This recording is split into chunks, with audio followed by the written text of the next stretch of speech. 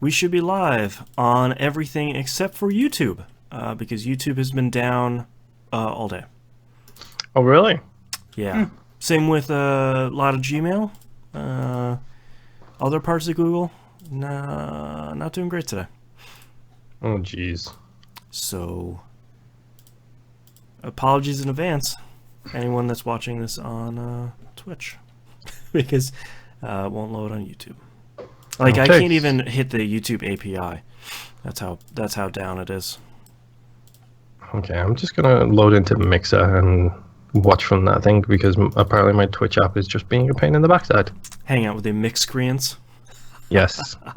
Fuck you for not saying that when we were live, so we can get a show title out of that. Yeah, sorry.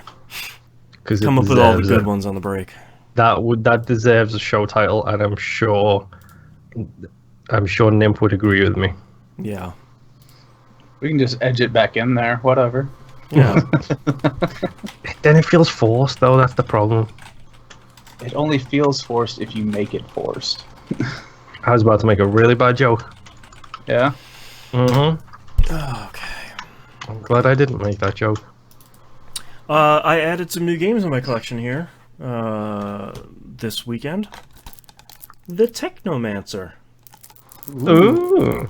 Someone got it physically? It was like $10. Also, disc is clearly loose. Thank you, Amazon, again. And, also loose, Yoku's Island Express. On both consoles. This one's not loose. How much was that one? Well, that tells you exactly who was the better company.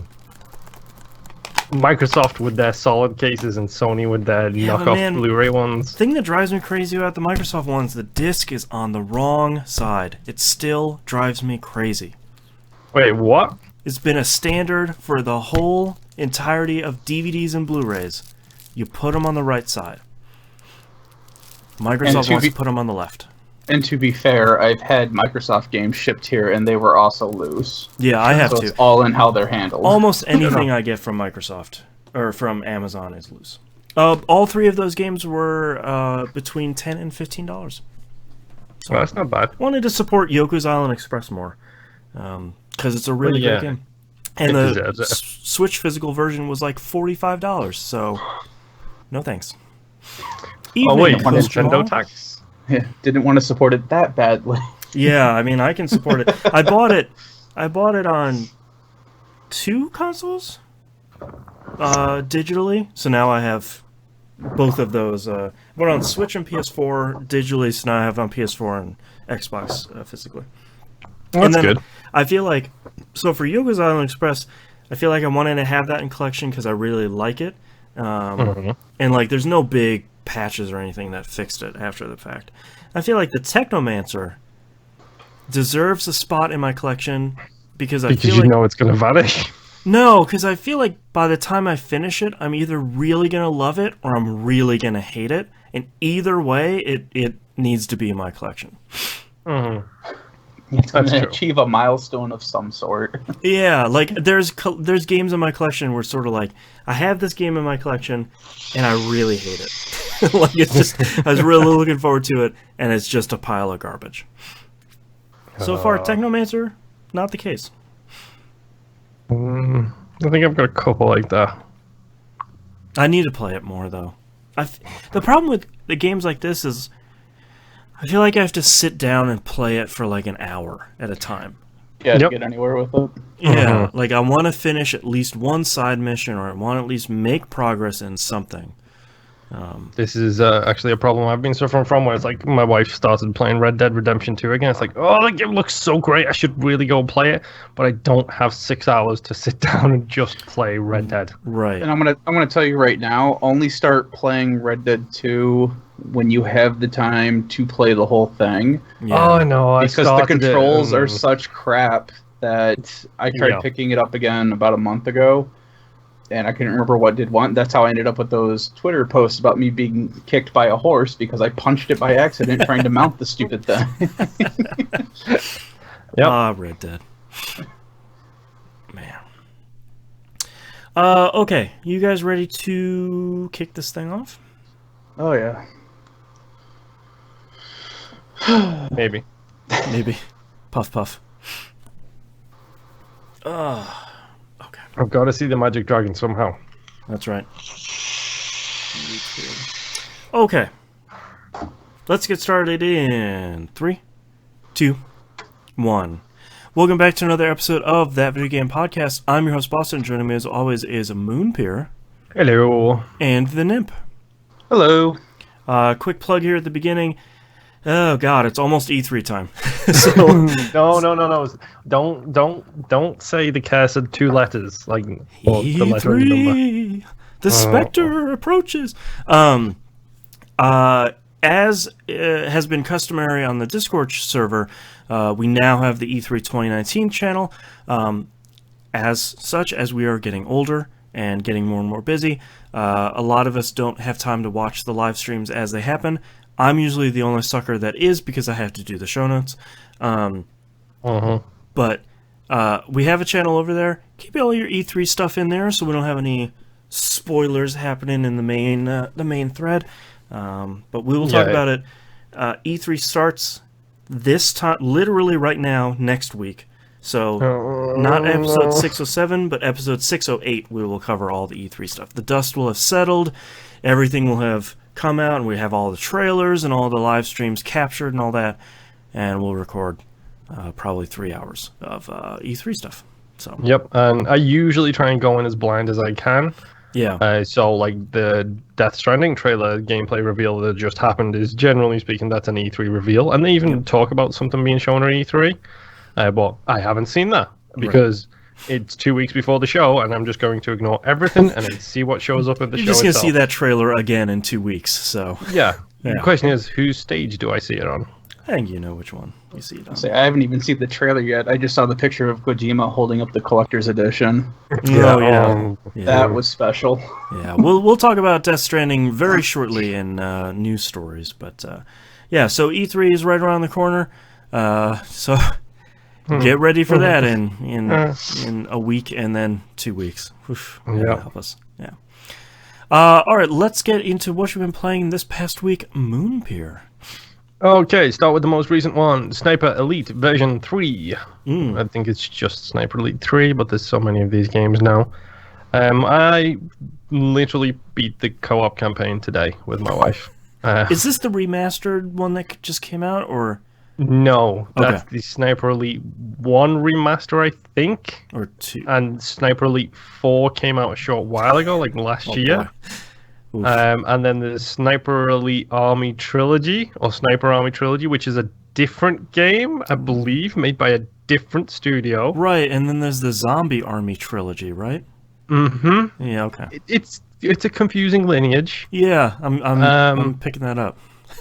Yeah, we basically played the game on the easiest difficulty, and we went around, and we were stealth as far as we could go. Mm-hmm. But then when things got loud, we went loud. Right. So it's one of those games where when it's on the easiest difficulty, you can literally get shot at by a tank, and it takes away 1 segment of your 6-segment health bar. So I was like, okay, sure. We're just gonna sit here and take all of these bullets like wonderful, wonderful people. So it was, you know what, it's fun. We didn't have the proper X-ray mode on because we were playing it in co-op, so we didn't get to see bullets rattling around rib cages or anything like that. Right. But that's fine. I don't need to see lungs getting exploded every single time I shoot somebody. Yeah. I did do, I think it's Charlie's challenge, which is to do a gonad shot from 100 meters away. Right. Sure, I will take that achievement for that ridiculous shot. That's fine. But it's a fun game. The controls are awkward. They're very, very squirrely. Like, it's a little awkward to play, but at the same time, I don't care. Going in with high-powered rifles and shooting people in the dome, it's got that satisfying, really loud sniper rifle shot noise when you fire, and then it's got that satisfying wet thud when it actually makes contact with people. Right. So you know what? I'm perfectly okay with playing this on casual. I might go back and do it on authentic just for poops and giggles. At least see what it's like. Oh, but what it's like is, here is the wind, here is your elevation. Now do math and figure out where you need to shoot. That's what it comes down to. Man. It's a little ridiculous. It's one of the few first-person shooters where you have to do math. Right. Like, that's kind of ridiculous, but also amazing if you want to play it that way. But there's just the worst German accents in English ever. Like, the worst, because all of these games seem to be set during World War II, because that's when you get the legendary sniper things. And there was a moment in one of the missions where I literally said to my wife, I bet you this guy's about to get Saving Private Ryan, and he did. And it's a little tropish and predictable. Sure. It's stupid fun. Yeah. So, who cares? It's Sniper Elite. Everybody knows what they're getting into at this point. Okay, what else? Dead by Daylight. I only played a little bit of Dead by Daylight this week. Didn't manage to play any multiplayer games, mostly because I was off the machines and in bed usually by 11:30 this week, so no late nights for me, unfortunately.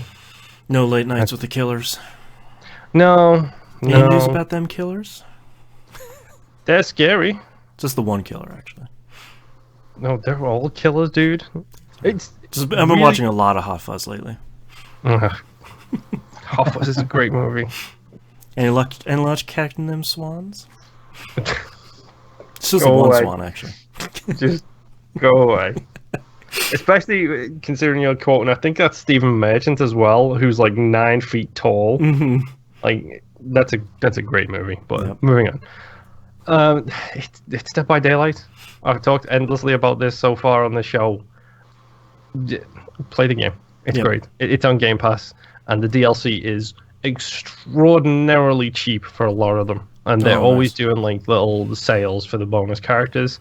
The ones you might struggle with sales on are the licensed people, because they're licensed people, and usually that's more expensive. But no, it's Dead by Daylight. It's fun. I like running around and killing people and putting people into a dream state and hearing the 1, 2, Freddy's coming for you thing. And I think I've decided that the most OP killers in there are specifically killer skills. Freddy's got one where literally if someone's in a dream state and they are more than 20 meters away from you, you see them. Like, you literally see people's outlines. Wow. It's a little overpowered. And there's another one who's a nurse. And no matter where they are, if someone is being healed, you see them. Jeez. It's like, if you put the time in to be a killer, you can be incredibly overpowered. But the same could be said about the survivors too. Like, you can do the same thing with them. Please see my wife's level 700 Dwight Fairfield for an example of how to unlock every single perk in the game.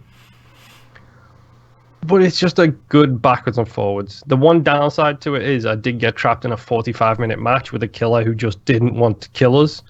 And was just putting us down, picking us up, basically trying to get as much experience as they could. My wife came up with the idea that they're probably going for the achievement, because there's an adept achievement for each character, basically.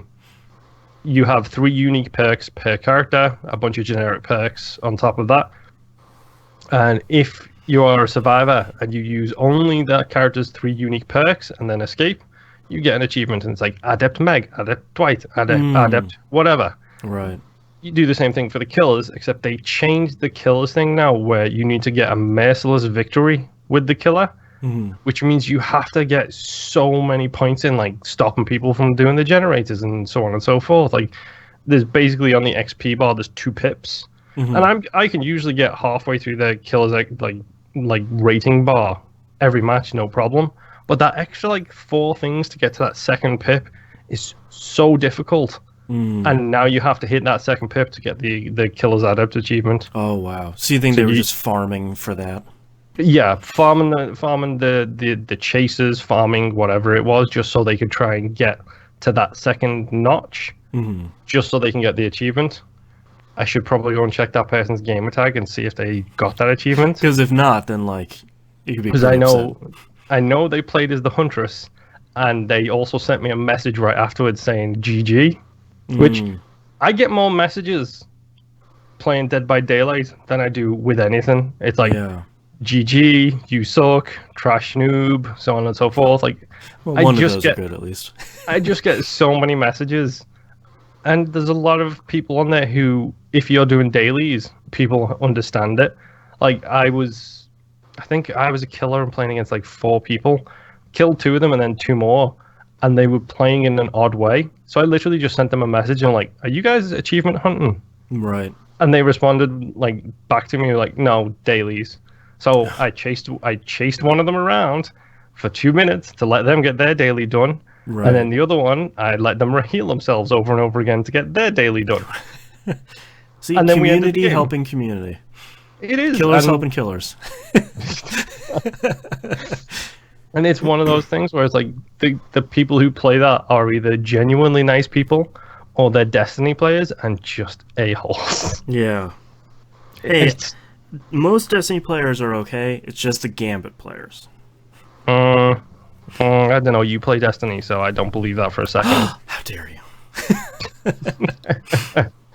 Coach Jamal in chat actually asked, is there any reason to play Friday the 13th if you had Dead by Daylight? No. Yeah. I mean, Friday the 13th, unfortunately, because that lawsuit is pretty much dead. It's dead in water right now. And Yeah. honestly, it's the fact that it's a 13-person lobby, which you could probably still jump in and get 13 people, but then you're looking at 13 people trying to all work together to make the goal. The escape method's different. It's genuinely a fantastic game. Like, I love the effects on it. I love the feel and the style of Friday the 13th. But it feels like Dead by Daylight came in and stole its lunch, which is funny because I was the opposite. I was like, screw Dead by Daylight, I love Friday the 13th. Right. And then we started playing Dead by Daylight, and well, okay, it's a 5-person lobby. It's quick. The matches don't have to go forever. It's a fun little game to play in short bursts, and you can be in and out relatively happy and relatively quickly as well. I think Dead by Daylight's the way to go. Just because you don't have, like, even just a lobby, like a 5-person lobby versus a 13-person lobby is something. 13 is nuts. Well, plus it's on Game Pass now, and it was free on PS4 a couple months ago. And let me tell you, if you're playing as a killer, now that it's on Game Pass and it was on PS Plus, let me tell you all about the scrubs who don't know how to play, and you can just mow them down. Yep, get all those blood points. I feel bad because I'm a pretty good. I'm an above average killer in that game. I just need that on a bumper sticker. I'm an above average killer. But I'm not bad at the game by any stretch of the imagination. But yeah, you can tell when someone's only just started and you just like dead.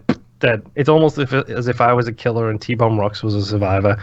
I love you, T, but you suck right now because you don't have the experience in the game yet. Right. But you know, it's play Dead by Daylight. Yeah. No, Friday the 13th. Go get it. Hit up Moonpair on Xbox Live. Yes, exactly. That's my name and that's my gamer tag. That's right. So if you see me, hit me up. Which, by the way, I should apologize. I'll do it on the show. I'll apologize to Brain Eater for not getting his party message because I was in that stupid game for like 45 minutes with the troll killer when he sent me a party invite, and it was like 11:20, and I was like, I want to go to bed. Yeah, I need to go to sleep. I need to escape or die. To the point where I literally tried to die, and he wouldn't let me die. Ugh. It's the worst. yeah. Okay, moving on from those 2 games. I started. Now, I'm using the word started here because I'm not far into it.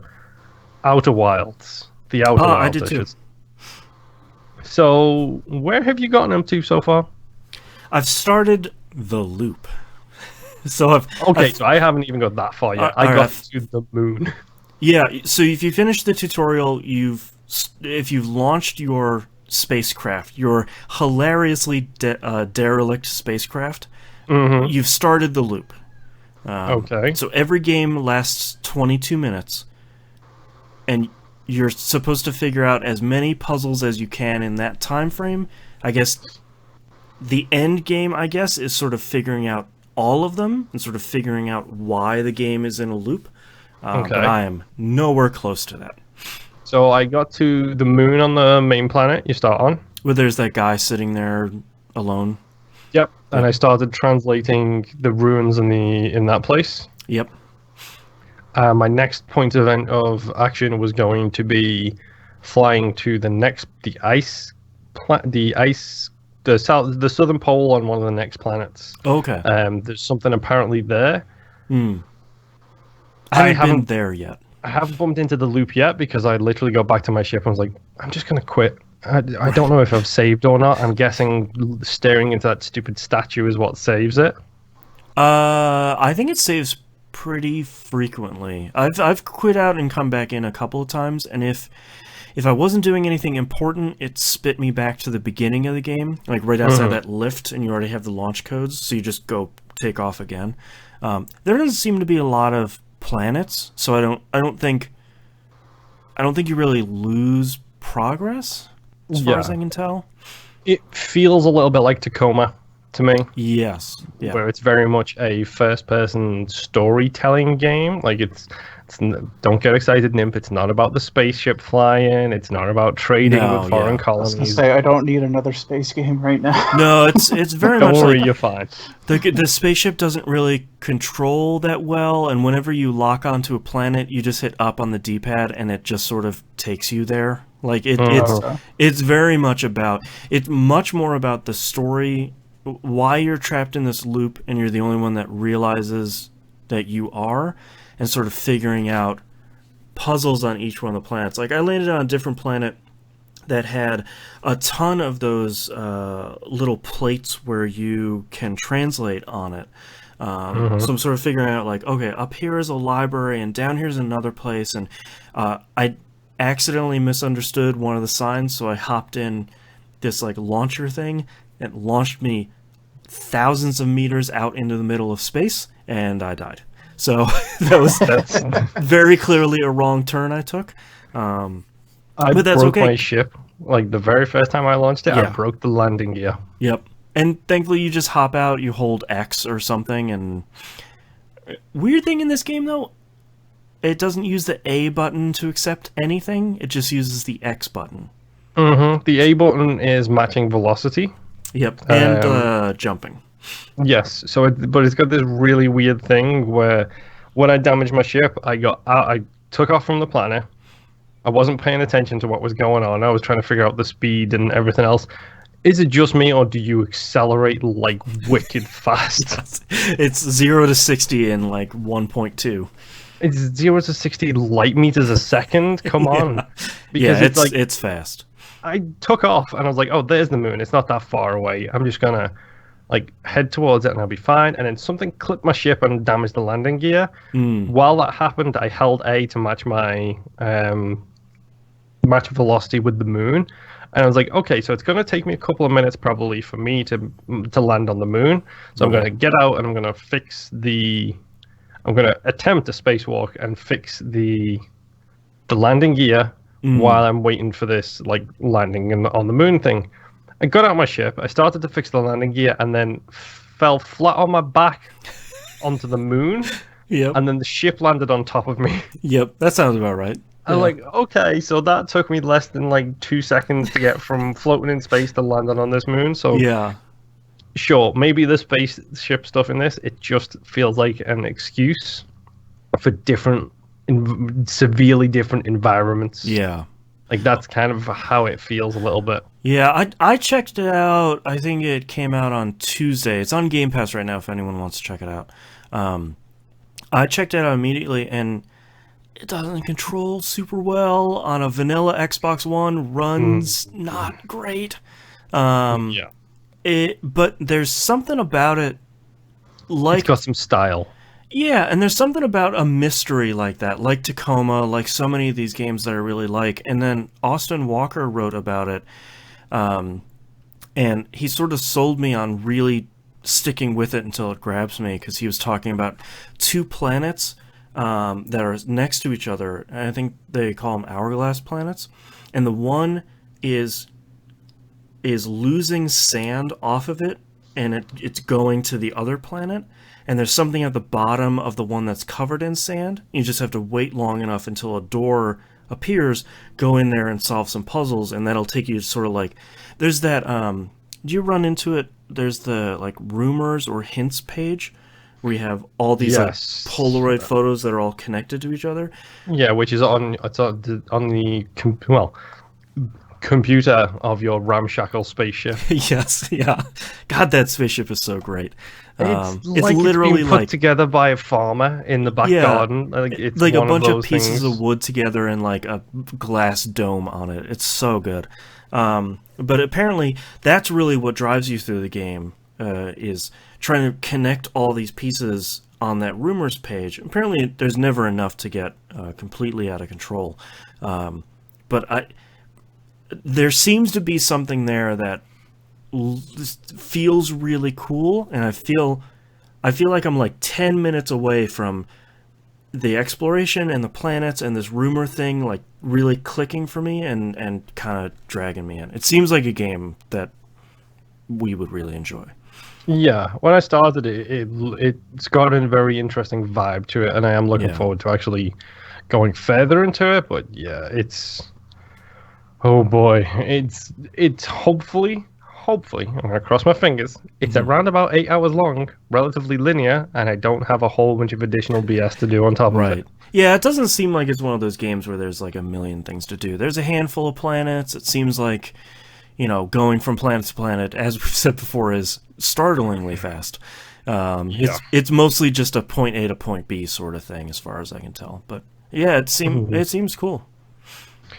I'm liking it so far, and like we said, I think it's got a bit of style to it. Anything else you want to add before we move? No, I didn't. I played maybe like 2 hours of it. Okay, so next on my list, because I can't not play it, the Descenders, I should say. Mm-hmm. So Descenders received a patch. It's fixed the glitched achievements. Nice. So I got my rap achievements, all good. They specifically call out, and I don't know, we talked about this pre-show, and I said to you, please reinstall it. Right. My Xbox One is doing that as we speak. And the reason I said that is because they mentioned in the patch notes that the patch also addresses frame rate issues. Nice. And I'm curious if that's what your quote-unquote screen shake was it just a shoddy frame rate? Maybe, yeah. And they also say if you still have frame rate issues, go into the settings and turn it to offline mode. Because the way the game plays as default is you basically, when you load a track, you get ghosts of other riders who are playing that track at the same time. Right. And the issue with frame rate could be trying to sync up your current play with the other people currently playing it. Right. So hopefully, if you go in and you set it to offline mode now that the patches come out, fingers crossed, that should solve your vomiting issue. I'll give it a shot. Lord knows I don't need another roguelike to play, but yes, you I do, will give it a shot. this is a good one. Yeah. It's a good game. Yeah. I mean, it's so dumb how much I really love this game, but it's fun.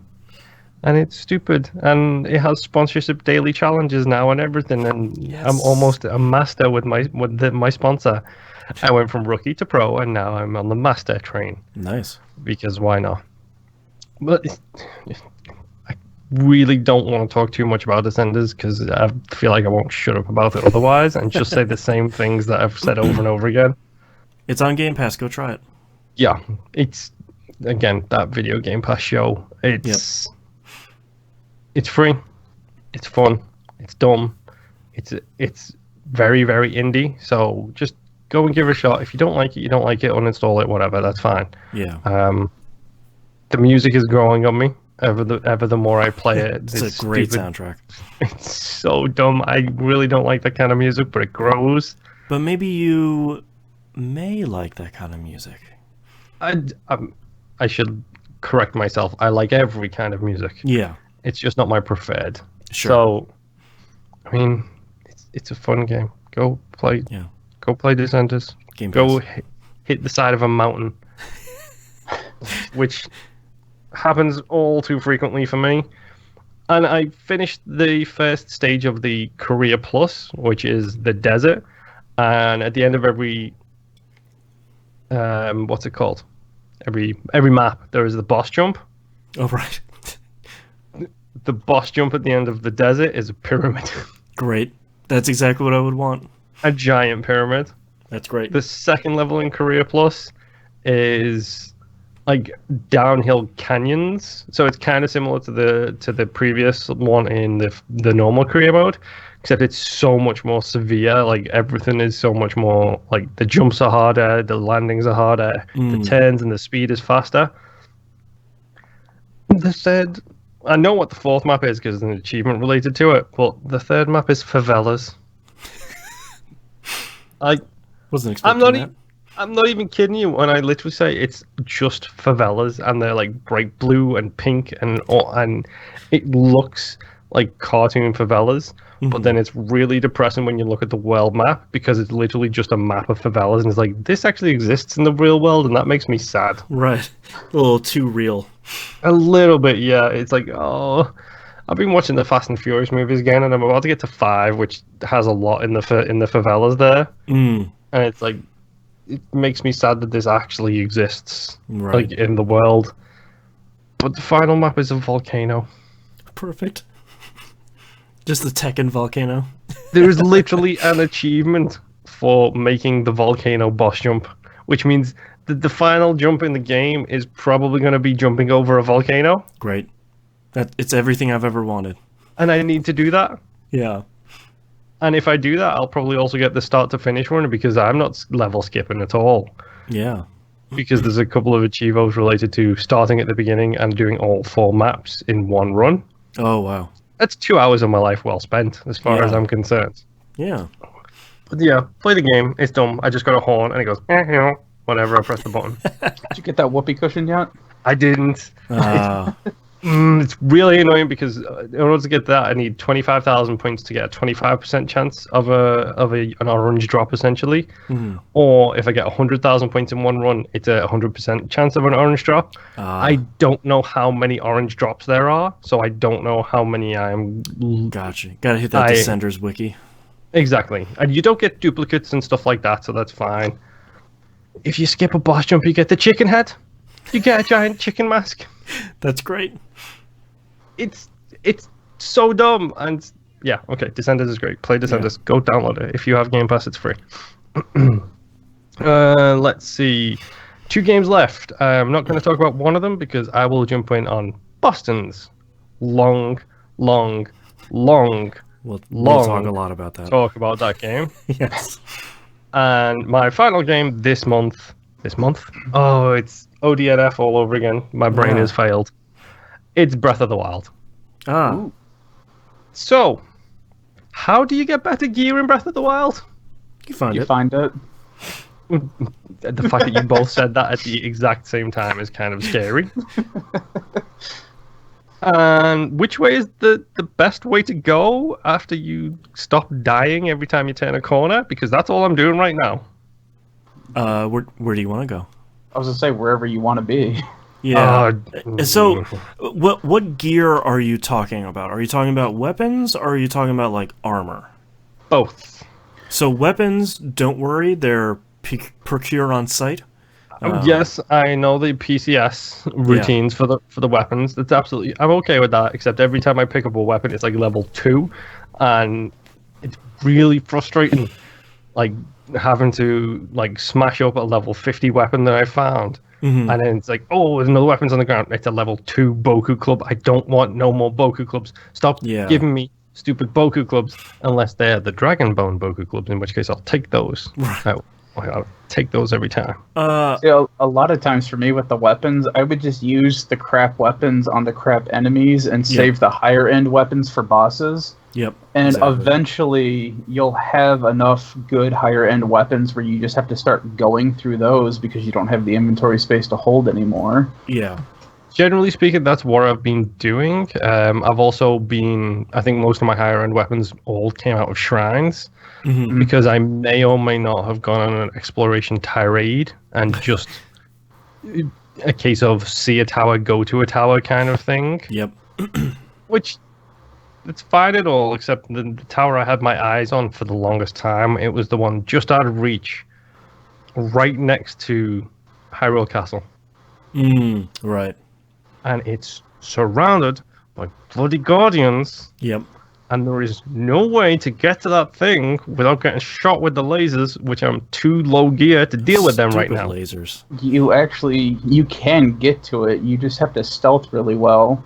I tried. You didn't try hard enough. I did it all the time. You have to embody Solid Snake. Exactly.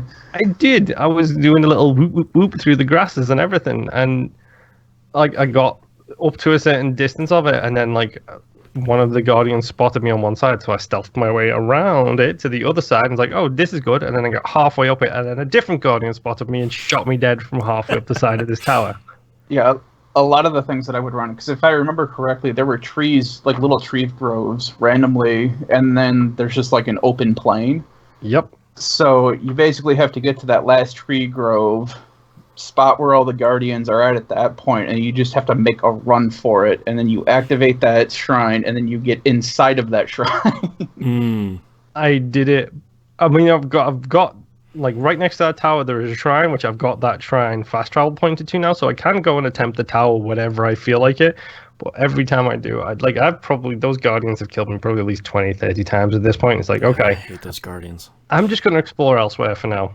Yeah. So I started at the tutorial place, and then I went east, and I got the Kakariko village and that kind of stuff. Yep. And then I did a downwards loop across the southern parts, very quickly running into people in the direct south one. They're way too high level for me. But I got the towers on southeast, south, southwest, so I now know where the Gerudo place is, and that's really cool because I love that red mesa desert kind of stuff. I just love the way that thing looks. Now I am on my way north again, but I'm skirting to the right of Hyrule Castle and heading up the path to the stables, which it looks like the stables all basically form a big circle around the castle. I think so, yeah. So I'm basically making my way to the next stable, and at the same time trying to like jump on any towers that I can see at the time, and hopefully get some more stuff. I did just make it to the Zora's domain. Okay, yeah, that was the one I was going to recommend, because Gerudo, you should probably save to last. That has a dungeon. There's only 3 dungeons in the game. That has one of the dungeons. I think that's one of the harder ones, and I think you need an outfit to get into the Gerudo town. I think the Zora's domain is probably your best bet for the first area. You can make potions because you're not going to get that outfit. I think you can buy one part of the outfit in the town, but then the rest of it you get after completing, I guess, the dungeon or whatever. But there are potions that you can make for extreme climate, like heat and cold and all that stuff that last, I think, like 2 or 3 minutes. Oh, I was talking about the one to get into the town. I don't want to spoil it for Moon, but you're obviously talking about the Sheikah outfit, probably. No. It is something different, but okay. Yeah. I don't like the fact that you don't get rupees through cutting the grass anymore. Yeah, that's a bummer. Or any way. Yeah, rupees are few and far between. My notes here incorrectly spelled say it's a rupee dessert, when actually I mean it's a rupee desert, because there's no rupees anywhere, and it's really, really frustrating. Yeah, it's a weird thing to come into with Breath of the Wild. They changed so much, and I think so much of it works, but you'll talk to people and they'll be like, yeah, it's only 200 rupees. And it's like, I've got like 15. Like, where am I supposed to be getting these things? I literally saved up everything I possibly could just to wake up that stupid horse shrine for it to tell me that it can bring horses back from the dead. I don't have any dead horses. You made me waste 1,000 rupees to wake you up, so you do nothing. That sucks. You useless, stupid horse spirit. Did you find the house that you can buy yet? I did not. Oh, that was a cool quest line. Yeah. Yeah. I mean, I've got a whole bunch of different ones. I've got the stupid woman who's in love with the ball, which is interesting. So I'm taking photos of everything and trying to save my 3 Guardian photos. I still haven't bumped into a flying one. I've got the big ones. I've got the little ones. I don't have a flying Guardian yet. To show that woman who's like romancing the ball on the beach down in the southern area. Yep. I've faced my electric enemies for the first time, and they're fun, especially when you're using a metal sword. So it's like, oh, I'm gonna go kill this Lizarfoss over here, get his Boku club, and then come back and deal with you because I can't deal with you with my sword, which is fun. Man, I want to play Breath of the Wild again. I wish it was cheaper. I'd totally get it for my Switch. I played it on Wii U originally, so I don't have it on my Switch. I'm actually helped out a little bit in this game, I think, because I was gifted, I should say, the full edition with all of the DLC and stuff. Right. So literally, it starts with a whole bunch of side quests, and that's how I know where the stables are, because it's like the EX2 rumors. This stable has rumors about this legendary horse armor or whatever. So you hit that, and then it immediately shows you on a gold dot on the map where that stable is, even if you haven't been there before. Oh, interesting. Okay. So that's what I've been doing. I've been using those missions to get the stables. Right. I finally found the stupid maracas guy again. Hey, after nice. I don't know how many. And I had 70 Korok seeds. The dude took 30 of them and was like, oh, okay, I'm going back to the forest now. I'll see you when you get there. It's like, okay. Son of a... I'm just going to keep talking to you. You upgrade my things, please. Right, don't go away. I talked to him, and he's like, I'm just going to go back to the forest now. I'll see you when you get there. It's like, dude, I literally have 60 more of your stupid seeds in my pocket, and you sit there and say you can smell them, but you're not willing to take them now. We've got to wait until you go back to the forest. Take my seeds. Give me more inventory space now, please. Thank you. Yeah. It's... God, I love Breath of the Wild. Have you upgraded any of your armor yet to the fairies? I upgraded one set through the starting fairy that you get in Kakariko Village, the one who's just up the hill. Yeah. I've started upgrading some of the armor through her, but I don't have enough rupees. Yeah. That stuff will sort of trickle in the whole time you're playing. And there are ways to kind of farm rupees. I don't remember off the top of my head. Yeah. But I know that there's things that you can eventually sell, like ingredients and foods and stuff like that. I'm doing my very, very best right now to not look anything up. Yeah. Because I know the amount of time this game has been out, I know I could hit up Google and go, easy rupees, Breath of the Wild. Someone has a zoomable Google map of the whole map. Yeah. Exactly. Well, I'm not even talking like that, but I'm just saying in game there are, I guess, things that you can find to help, get more rupees. Obviously, there's a ton of stuff in the game that you could literally farm, and then you'll have 2,000 no problem. But yeah, the thing I've run into is it's that I hate this. It's the loot-based mentality on video games, and I do the same thing in Skyrim and all these other type of games. It's like, I know I don't need 1,000 iron daggers. I'm going to carry 1,000 iron daggers and put them in my inventory box at home, so that when I get an enchanting station, I can work on my enchanting skills using my 1,000 iron daggers. You min-max immediately. Yeah, I can't help it. So I've got ores and rubies and opals and shining stupid rock things and 20,000 flint and 17 stacks of wood and 120 apples. And, I'm cooking with the ingredient stuff. I'm making myself some food to help on those harsh winter nights when it won't stop bloody raining and I'm standing on a mountainside waiting to be able to climb it. It's the worst. I've got all that stuff, but I'm not selling any of it. Yeah. I don't care. The apple medley or whatever it's called can be sold for 5 rupees and I can make one in 2 seconds flat. I'm not selling any of my stupid food. You might need it for the final boss. Exactly. Yeah, exactly. Or the Guardian around the corner who's going to instant kill me in one shot, so I don't even get the chance to. Which I do have to throw this out. I love his animation of eating when you're on the menus. Like he goes, nom, nom, nom, nom. I love it when you eat 10 apples at once, because he just does, if you just hit A on the apple, and then A again to eat it, and just keep doing it. He does a right-left motion. He doesn't just go, he goes, He's just really forking it in there. It's so good. Yeah. It's so stupid. I liked it with the cooking stuff too, where you go to cook and you add ingredients, and all of a sudden he just starts adding more and more to the load that he's holding before he just drops it all in the pan. Yeah, I like this huge amount of stuff he has in his arms. Yeah. Yeah. There's so much great stuff in this game. Like, genuinely great stuff. I did play it undocked. Okay. With the Joy-Cons attached to the side of the Switch. Yeah. It's almost impossible for me to play it that way. Yeah. Because I just can't. The Joy-Cons are too small. Oh, yeah. Okay. I think it's a mixture of them being too small and my fingers don't know the locations. Like, you say to Boston, okay, where's the square button on a PlayStation controller? And your thumb goes to that whether you're thinking about it or not. Your thumb goes, oh, it's right there. Right. And you say to Nimp, what's 9 o'clock on this V12 throttle that you've got right here? And Right. he immediately, he does the same You thing. say, where's the Y button on the Joy-Con? It's like, hey man, I don't know. Exactly.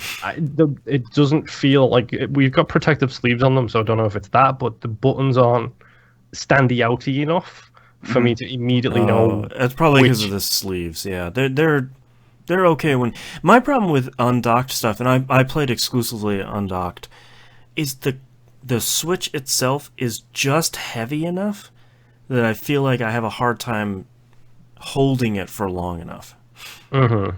Yeah. Well, and that was my problem too, because the Joy-Cons were so thin. I bought the Legend of Zelda case set and all that, and it came with the Joy-Con. They're not sleeves, but it's like the backing that you could put on there, Mm-hmm. and it makes it a little thicker, so it was easier for me to hang on to it without feeling like I'm going to break off a Joy-Con or something. Right. Mm-hmm. Yeah. And the top bumper buttons are so impossibly small as well. And I have one of my Joy-Cons, the bumpers don't work correctly.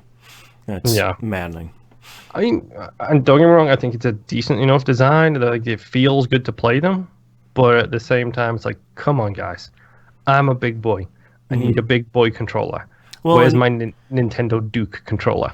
And moving between all three consoles, the button mappings being different is insane. Coast from All in chat says, so not that portable, not a Switch owner? No, I mean, it is portable. It's just, I think when you're doing something like laying in bed, it's just heavy enough, it's just thin enough, like it's not like holding a Vita, it's not like holding a 3DS, where those are pretty portable. It's the unfortunate downside of having a good-looking screen. It's a big screen. It's just I have no major complaints about it. It's just little complaints. Yeah, if you're playing this in bed, you're playing it sitting up in bed. Yeah. This isn't a laying in bed and playing it, because I do the thing when I'm playing my phone in bed where I'm like this, and it's then right over your face. It slips out my hand and it hits me in the face. Yeah. Like 5 times out of 10, I hit myself in the face with it. Yeah. I bought oh, go ahead. No, you go ahead. I was just saying, I bought a gooseneck like tablet holder, and I would put the Switch in that, and I would just have the Joy-Cons in my hand, so I could just lay down and not have to worry about it. Well, yeah, but then you're falling asleep playing. Well, exactly, but then you run into that issue. That's happened a couple times. Kakariko Village music kicks in, and you're like... Or the worst part, when you have to get up real fast and you go face first into it at that point. There you go, yeah. You wake up and suddenly you've got C buttons imprinted on your side, and you're just like, why did this happen? Yeah. But yeah, that's Breath of the Wild. It's so good, and I feel so lost, and it's both a good and a bad thing. Yeah. It's like, I don't have a goal, and that's kind of cool, but I don't have a goal, and that's kind of frustrating. Yeah, yeah. Do you have any amiibos at all? I do not.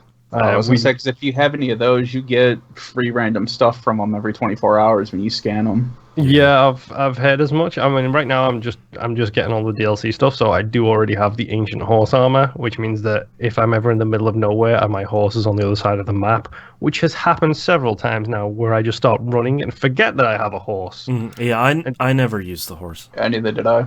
Yeah, with the ancient horse saddle, which is one of the DLC things, you whistle and the horse teleports to you. Nice. Cool. It's a game changer, because no more of that, like, the horse can't hear you, and it's like, oh my god, I can see him. Yeah, exactly. So I literally like I'll jump off a tower, I'll glide as far as I possibly can just to keep myself on like this path that I'm on, and it's like do the whistle.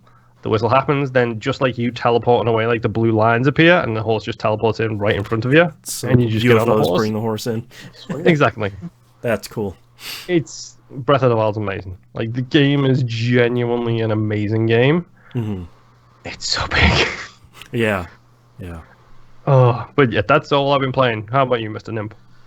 So I started and finished Never Alone. Oh yeah. Which one's Never Alone? It's when you're playing as the Alaskan Indian girl with the spirit fox.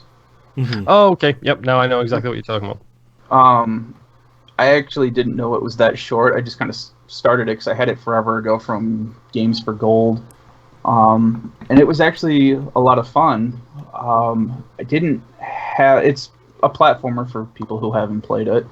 And it's actually got a pretty decent story behind it as well, and it's tied into the natives' lore of Alaska. That's where that is when I heard that about the game, like how it delves deep into like the original lore of the what's the word? The native tribes. Like Yeah. when it goes inside, it's like, okay, now I'm interested. Yeah. Now you Yeah. And you get... One of the cool things that I really liked was you run across these owls randomly, and you're not really collecting them. You just kind of have to run by them, and then they just fly off, and you've collected the owl. And these owls unlock these little documentary videos about, you know, the native tribes, you know, what more background about the actual story that this game is representing, and, you know, a bunch of other stuff. And I sat down, I think there was 24 videos altogether, and I sat down and watched all of them, and it was actually really interesting watching all these videos about the game. Yeah, there's some cool stuff in there. Yeah, the only issues I had with that game was sometimes the controls were not, I guess, very friendly. Because you can control both characters at the same time, or I'm sorry, you know, you can choose to play as either the girl or the fox. You just switch back and forth, but they'll follow, you know, the other one that you're controlling, which normally was not an issue until I got to this area where the spirits are kind of just tracking around the map. And if they get close to you, they'll grab you, and then you're done. The issue I was having was that sometimes playing as the girl, the fox would either be right there, or it would lag far enough behind that when I tried to run past this thing, the fox would be far enough behind that it would catch up right as the spirit was coming down, and it would grab the fox, and then it's game over. You got to start all over again. Oh, I see. So that was kind of a weird pain. And then the winds randomly in this game, every once in a while on certain levels, you'll have blizzard winds that'll come in, and if you don't drop down to the ground, it'll just blow you back. Which isn't really an issue. Every once in a while, you would have the issue where you're trying to do a jump, because sometimes you have to use those winds to jump further than you normally would, or, you know, stuff like that. But every once in a while, you would get it where everything is calm, and you can watch the snow, how it sways back and forth to tell if there's going to be a big gust of wind or not. There were several times where the snow would be still, I would jump, and then mid-jump, this big gust would come out and knock me down, and then I would, you know, fall in between the platforms or whatever and die. That sucks. And it really came to a head when later on in the game, you're running backwards to get to an area, and you're going against those spirits in the map that are trying to grab you, and the wind is constantly blowing real hard and then not blowing at all. So you're trying to gauge these two different elements that all of a sudden just seem really random and weren't being great to play with. Right. But other than that, I mean, the game was really great. I enjoyed it. If no one's ever played it before, it's a fun game. I think it only took like 2 or 3 hours to play it. And I actually managed to get all 1,000 achievements within that too. So it's a real easy getter too. Oh, really? Yes. Oh, go on. Yeah. Which I did it all by accident too. I think the last one I needed was just watching all those videos, and I wasn't really paying attention. And then you watch them all, and I got the last achievement for it. So Nice. So that was pretty simple. After I had played that, I went on and played Celeste, because I had that on my console as well. Getting ready for that huge new DLC they're coming out with. Well, it is also a platformer, but a completely different kind of platformer. Yeah. Yep. This is more Super Meat Boy. Yeah. Exactly. And I played it for a bit, and I was just dying left and right. And then I had seen that they had an assist mode. It's like, all right, I'm going to turn that on, because unless I play this for hours on end, it's going to be a while before I get anywhere in this game. And the game, even though you're not dying all the time, because you can turn on God mode. I think there was something else it turned on too. I don't remember what else. Additional jump. Yeah, you can turn on additional jumps. Oh, stamina. Stamina was the other thing. Yes. Right. Even with all that on, you still have to have a good amount of skill to make, a lot of the jumps and all of that. Yeah. Which I'm fine with, because if I'm not under pressure, I can make everything just fine. There were a couple things that were sticking points for me that I had to figure out, and finally got through those areas. But yeah, I think I'm on the 5th chapter. Okay. And I would not have gotten there within this week if I did not have the assist mode on. Yeah. We did a game club on it, and I think I did the whole thing with no assists, but I'm a sadist, so there's no offense to anybody who wants the assists on. I am just that kind of person. I think Boston turned on the double jumps, I think. Nope, I did it without assists. Oh, you're a sadist too! Yay! Yeah, there was something about Celeste that really clicked with me, and I again, we talked about this so much in the game club. If you need the assists, please turn them on. There's certainly nothing wrong with it, and they do the great thing that I wish more games did, where you can finish the game with the assists on. It's not one of those like, oh, you played on easy mode, now you don't get to see the last chapter or anything. Like, none of that. Something Cuphead does is if you play it on the easy mode, you don't get the final form of any of the bosses. Yup. Why? Well, and really, I was just kind of not knowing anything about this game. I was just jumping in to check it out. So how much did the story blow you away?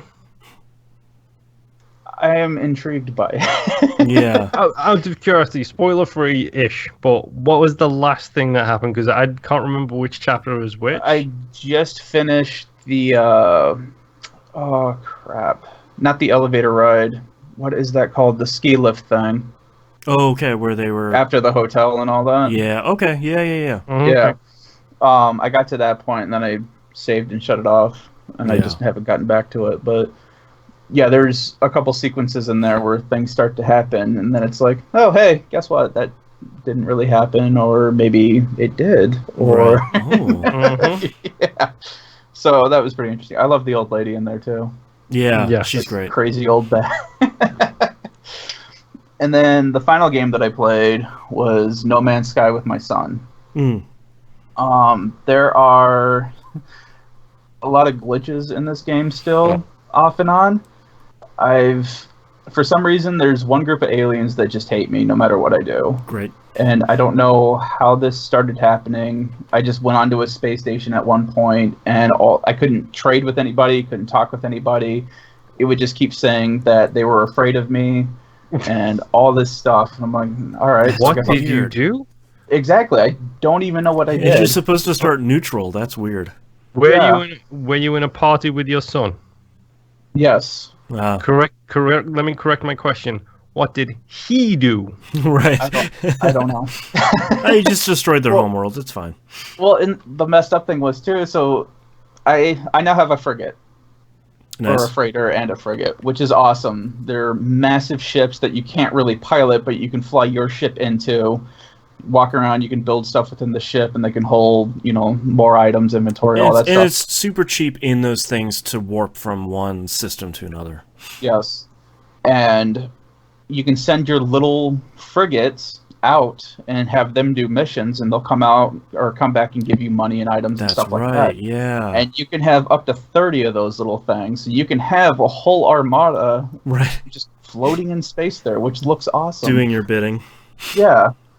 But I was out there I think I was mining silver or gold or something from the asteroids, and all of a sudden I started getting attacked by pirates. And a buddy of mine, who's been playing far longer than I have, had basically told me, whenever pirates show up in space, just run away. Don't even try to fight them, because a lot of times the controls are difficult to fight them and all that. Mm-hmm. Well, so I started running away, and then I got a warning saying that they were attacking my freighter, and if I didn't do anything, they may destroy my freighter. Right. Yep. It's like, this is garbage. So I turned back around, fought them, did not have nearly as rough of a time as my friend kept telling me he was having. No, so it's he just sucks. So I people keep giving that feedback, and I disagree with it so strongly. Like, the only way you're gonna get better at fighting in that game is fighting, and it's really not that hard. You just have to navigate in 3D space. Which isn't that difficult, thanks to my skills in Elite Dangerous. So. Yeah, you had the master class. It's not that difficult. Yeah, now you're going to like Space Fighting 101, and you're like, this is easy, but it's still not that bad. Well, and I found out too, because when you hold down circle, they basically put you into a controlled super cruise that you can drop out of at any point in time. When you start turning, you're basically drifting your ship. Yep. So while I'm shooting these pirates, they start shooting at me, my shields drop, I'm like, alright, I get away, so I go into the super cruise, I start turning around, and I'm weaving in and out of all these asteroids and stuff, so they can't hit me, so I get my shields back, turn back around, and just start, shooting them off. Yep. But during this entire time, my son wanted to see what I was doing, so he flies into my ship, and I don't know what he did. Oh boy. But after I beat the pirates, I went to go fly into my freighter, because that was the original reason for me being in space, and they wouldn't let me in. What? They're still basically on red alert. Oh, weird. And so I was reading that there's two things that could have caused it. One, I could have either accidentally have shot one of my own ships, which is possible because you don't really have a lock on. Yeah. Or you may have clipped them at some point, ran into them and all that. And I'm thinking what happened was my son tried to take a pot shot at a pirate and probably hit my ship. So then my ship was freaking out. Probably, yeah. So I had to do a bunch of... I went down to the world, saved my game, quit, got back into it, and they were fine. Everything came back up. So I was going to be really mad one way or the other, but everything turned out fine for that. Cool thing about your frigate, though, is if you are in your regular spaceship and you jump to another system, your frigate just comes along with you. You have to summon it now. Oh, you have to summon it now? Bummer. Yeah. It was always cool when you'd land, and then, like, right in front of you, there's just all, like, 30 ships just all coming in at the same time. It's still that cool, because you have to pick... It's basically like summoning the ship, but you get to pick an icon, and it shows, like, a wired outline of the freighter. So you can pick where it comes in, and I've done it before where it warps right in front of me, and it does the whole Star Trek thing where all of a sudden ships just start popping in. Yeah, they, like, zip in. Yeah, cool. So that looks really sweet. But then we started doing a lot of random stuff where I was helping my son make antimatter, which I need to make all these... It's all high-end items that I have to start making, so obviously resources are very hard to come by. And I had found out that when you can make, what is it even called, an automatic miner. Yeah. And it's just a machine that you can put on top of the resource area, like a vein of copper or whatever, and it'll sit there and it'll mine it. What I didn't know when I put it down is that it'll mine it infinitely. All you have to do is just give it carbon to fuel it. It'll fill up to 250 or whatever mineral you have it on top of, and it'll just keep going. Oh, wow. Which is great, because when you use the terraformer to mine out ores like that, it completely gets rid of that spot, and they never come back. So I now have about 5 of these things on 3 different worlds. And I have a steady supply of things that I need. So you've turned this into Infinifactory? Yes. Yeah. And I inadvertently have my son further in his game than he should be, because he still cannot use the teleporter at all, or I guess like the portal or whatever, so you can warp it in between different portals. Right. It won't let him use it because he hasn't gotten far enough in the game where it allows him to use it. Interesting. So I've been trying to help him with that. I made him a bunch of antimatter so he can get to his scientist. But then when we look at his map, his scientist is like 500 light years away. It's like, man, your ship isn't going to make that at all. At most, his can go 100. Oh, okay. And even with all the resources I have, that is a lot of things that we have to make so he can make it. Yeah, without an upgraded engine, that's a lot that's a lot to cover. So that's kind of a pain. I'm going to try and see how I can help him out with that. But the bigger issue with the glitches that I'm having is every time I have gotten a new gun, something has happened and the game doesn't save it. Oh, weird. So at this point, I should have had 6 different mining rifles, is basically what they are. And I still have my C-Class one that I started with. Jeez. Because every time I've come back into the game, I just don't have it. I like this with like your game and your son's game like poisoning each other's games. Yeah, I don't know. Well, and the other glitch that I ran into was I found an abandoned ship, which for you to be able to use it, all you have to do is just claim it. Yeah. And then you just have to fix it up to be able to fly it, which is really resource intensive. But when you leave the planet, it just shows up in your freighter. And I went to my freighter, saw that it was there. I was like, all right, cool. I did a hard save. My son jumped into my game. All of a sudden, that ship is gone. And I'm like, I think we know the root of all me? problems here. So, and then right after he left, ship came back. So I don't know. Yeah, I don't know what's up with this game, and it's not flyable yet. So yeah, because you have to fix it up. And sparking on my on my dock right now. So I don't. The game's got weird glitches, but so far they seem to, I guess, fix themselves if you do a hard save or if you revert back to a previous save, or if you just kick your kid out of game. Yeah, yeah. I think it's mostly him, but you know. But other than that, yeah, we're both really enjoying that game. We spent hours. I think I'm like 21 hours into that game now. Yeah. And I've not really accomplished a whole lot. Oh, that sounds an awful lot like Elite Dangerous and Minecraft and everything else. Yeah. And I think that's why I'm enjoying it so much, is because it's close enough to Elite. And I have my wife's permission to play it because I'm playing with my son. Right. So now the most I just gotta, important thing. Yes. So now I need to get him to graduate so we can play Elite with each other. Right. But that's all I've been playing. I played more Konami PixelPuzzle Collection. I wanted to pull up. You need to stop. You have a problem. I do not. I'm going to pull up here and see what my completion percentage is, because now I'm running into 4-star puzzles, and they are stupid hard. I'm now at 31.4%, so I have no idea how much harder this game is going to get. So I'm not going to lie. You posted a photo of one of your puzzles on Twitter. Yeah, that 15 by 15 where I was like, LOL, what's this? And I looked at it, and I literally had a response typed out where it was like, Boston, you're such an idiot. This line right here, you can fill this line out. Yep. And then I looked again, I was like, wait, this isn't 10, this is 15. Oh, right. Okay. Yeah, because there was like a 3-6, and I was like, all right. And the rest of them were like 1-1s or 1-5-1s. It's sort of like, or a 3-2, and it's like, cool. That's the hardest part that I've had with the 4-star puzzles is there are a lot less obvious places to start. So it's sort of my next level of nonogram knowledge is sort of like, all right, you give me a 15 by 15 with no real obvious places to start. There has to be somewhere to start, because that's the first rule of nonograms is you never guess. Yep.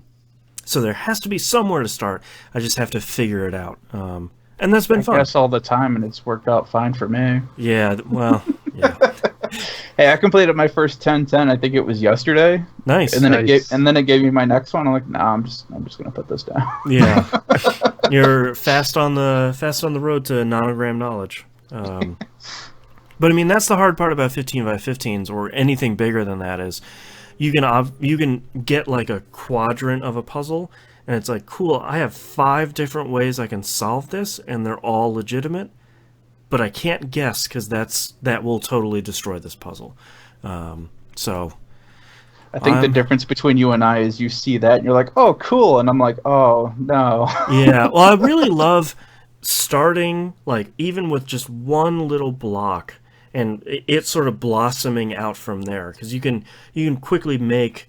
As you're blocking stuff off, you can figure out, oh, well, this 5 will only fit here because I'll have the other stuff filled in. Like, I just love nonograms. There's something about them that really just click with me. So good. I'll talk about the other game last. A couple of milestones in Destiny 2 here. Now that the new season starts on Tuesday, and Bungie has a super cryptic live stream about the future of Destiny 2 that's happening on Thursday that I'm trying not to think about because I'm pretty pumped about it. It's called Destiny 3. No, they're very clear about the future of Destiny 2, which I think their language around that is very much... They're clearly saying, look, we know you guys are expecting Destiny 3 in November because that's how we did it last time. We don't want to do that again, so we're going to talk about it super early. I'm expecting another annual pass. A 2.5 maybe?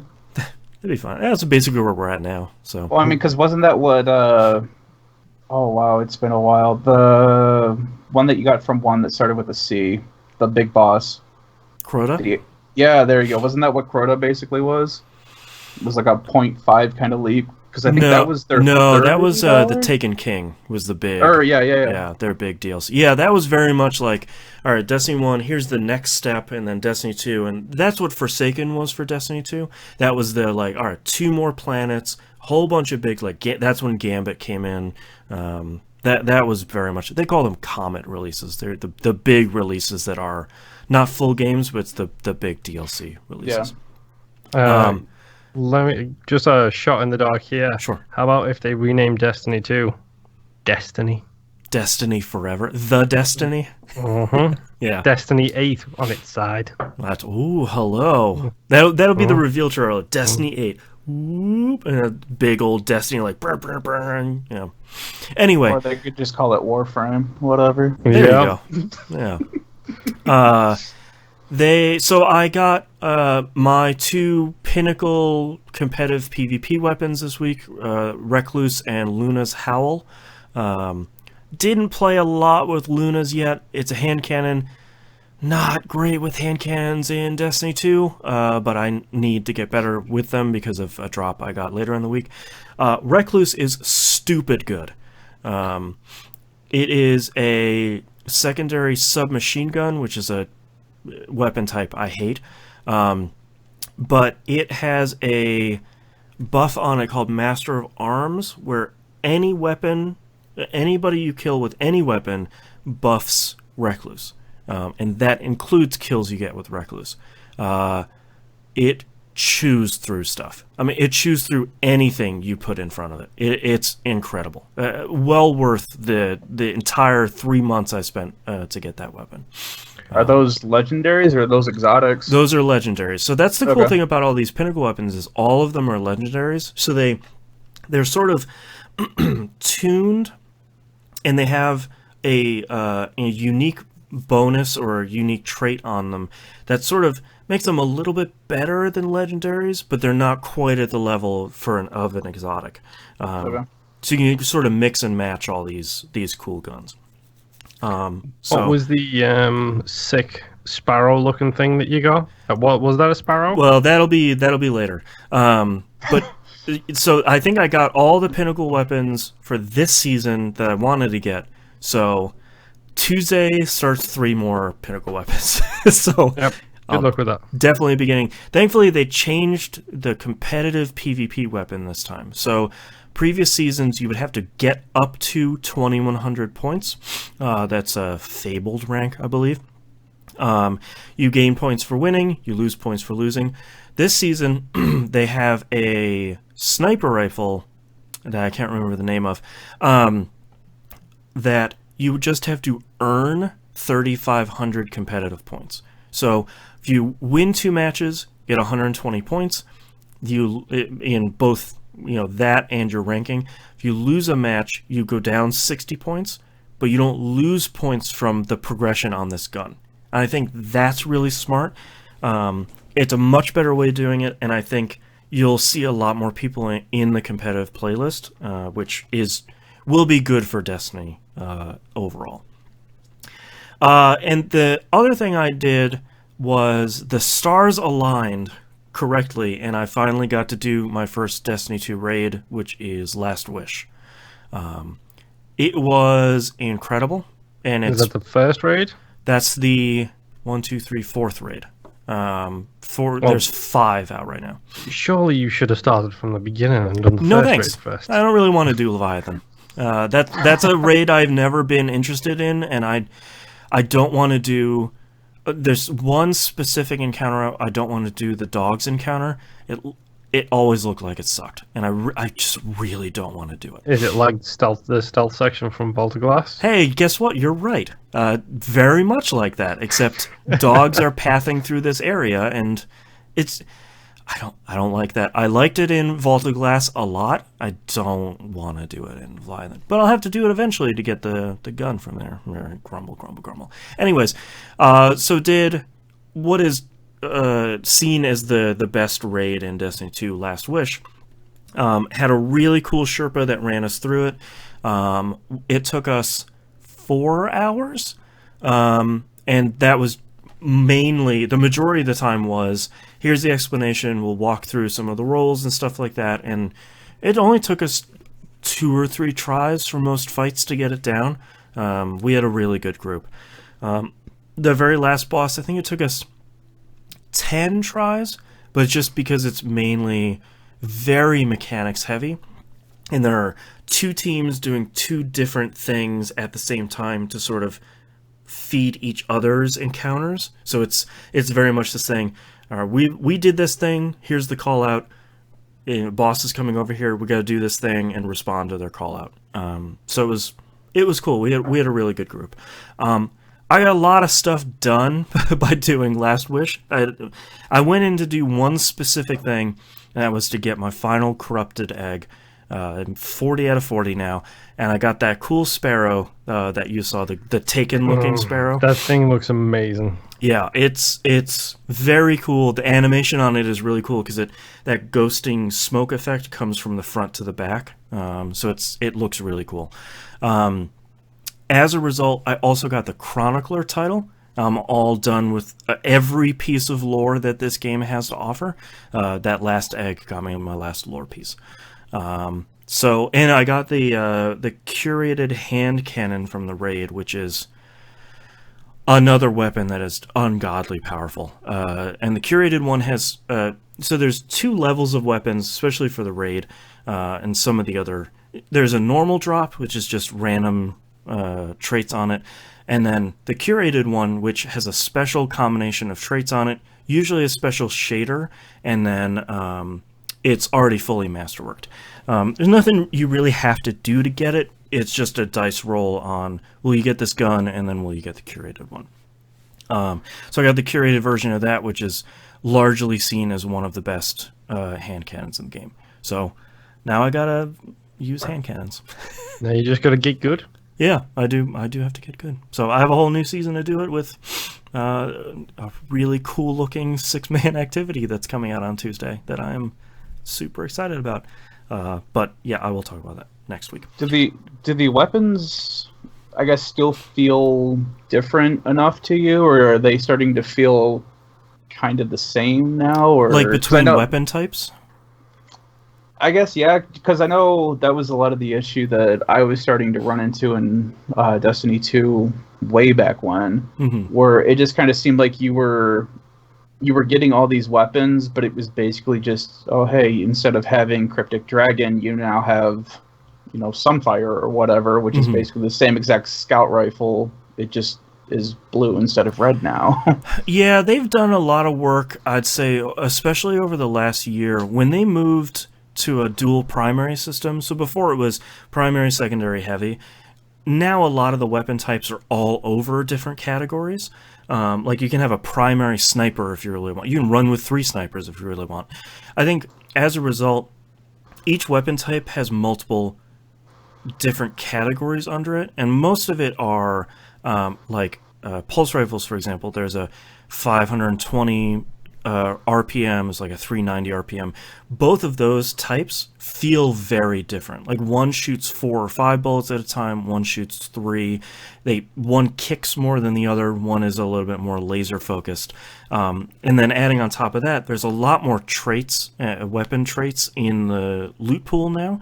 So you can really get a gun where the traits complement it or it complements your play style. Okay. And I think they've been tuning a lot of stuff. So a hand cannon can't shoot at the distance that a pulse rifle or a scout rifle can, because that's not what you're not going to be shooting like that. And I think they've tuned a lot of stuff to feel way better like that, because that was a problem at the beginning of Destiny 2. Was like, cool, this hand cannon is shooting across the map. That's not fun to be on the other side of. And then why would I pick a scout rifle? Because that doesn't matter at this point. Yeah. Did they ever do more? Because around the time I stopped playing was when they were talking about, I guess, doing like skill trees for weapons. They did a little bit of that. Now with random rolls, you can get each category. There's usually like four columns of traits on the gun. Each column can have 2 or 3 different options in it. So like your ammo type, your view sight, your trait on it, what the bullets do, that sort of stuff. Exotic weapons also have exotic catalysts on them now, where you get them as a random drop from stuff. You do something special, and then it boosts that exotic even more. So there's a bunch of different options for that, yeah. Okay. Yeah. And last but certainly not least, the game I lost my week to, sort of unexpectedly, is Void Bastards. Came out on PC and Xbox One this week. It's on Game Pass right now. Boy, it is a first-person shooter roguelike. Yep. Cell-shaded. Looks like cell-shaded. It looks exactly like a comic. The in-between level stuff is presented exactly like comic book pages. You know, as you're going through dialogue, it's filling in one panel after another, even in-game. You know, one of my favorite things about the game is you'll go up to a closed door, and if there are enemies on the other side of the door, step. Yeah, it'll be like tap, tap, tap, or step, step, or hover. It comes out of the doorway, so you can tell, number one, that there are enemies in there, and number two, what type of enemies they are. Yeah. This game is really good. I think it controls really, really, really well. I've run into very few performance issues on a vanilla Xbox One. I have VSync on, so there's a little bit of frame dropping, but that's fine. Mm-hmm.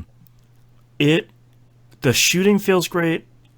You can't aim down sights, which still gets me into trouble sometimes. Yeah, because I run by accident. It's also a non-conventional control scheme, which takes a little getting used to.